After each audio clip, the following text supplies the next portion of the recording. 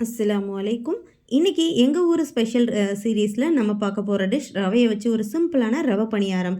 இது எங்க ஊர்ல பண்டிகை காலங்கள்ல ரொம்பவே ஸ்பெஷலா செய்யப்படுற ஒரு டிஷ். இன்னைக்கு இருக்கிற ஜங்க் ஃபுட்ஸை அவாய்ட் பண்ணிட்டு ஒரு நாள் இது மாதிரி செஞ்சு கொடுங்க. ரொம்பவே ஹெல்த்தியா இருக்கும். 1 கப் அளவு ரவை எடுத்துக்கலாம். அதே கப்பாலே 1/2 கப் அளவு அரிசி மாவு எடுத்துக்கிறேன். அதே கப்பாலே 1/2 கப் அளவு மைதா சேர்த்துக்கலாம். தேவைப்பட்டால் சேர்த்துக்கலாம். இல்லது அதுக்கு பதிலாக நீங்கள் ஃபுல்லாகவே அரிசி மாவே சேர்த்துக்கலாம். இதில் 350 கிராம் அளவு ஒயிட் சுகர் சேர்த்துக்கிறேன். கொஞ்சமாக ஒரு பிஞ்ச் அளவு சோடா உப்பு இட்லிக்கு சேர்ப்போம் இல்லையா, அதையும் சேர்த்துட்டு ஒரு அரை மூடி தேங்காயை நல்லா திக்காக பால் எடுத்து வச்சுக்கலாம். இது கூட 2 முட்டையை உடச்சிட்டு சேர்த்துக்கிறேன்.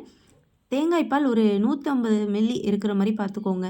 நல்லா திக்காக எடுத்து வச்சுக்கோங்க. ஃபஸ்ட்டு பால் மட்டும் எடுத்துக்கோங்க. அதையும் இது கூட சேர்த்துட்டு நல்லா பிசைஞ்சு விட்டுறலாம். தண்ணி சேர்க்க தேவையில்லை. தேங்காய் பால் சேர்க்கும்போது இந்த பதத்தில் கெட்டியாக இருக்கிற மாதிரி சேர்த்துக்கோங்க. தண்ணி ஆயிடுச்சு அப்படின்னா உதிர்ந்து வந்துடும். ஸோ இந்த மாதிரி நல்லா பிசைஞ்சு விட்டுட்டு உடனே எண்ணெயில் போட்டு எடுத்துட்டோம் அப்படின்னா ஒரு சூப்பரான ஒரு ஸ்நாக்ஸ் ரெடி ஆயிடுச்சு.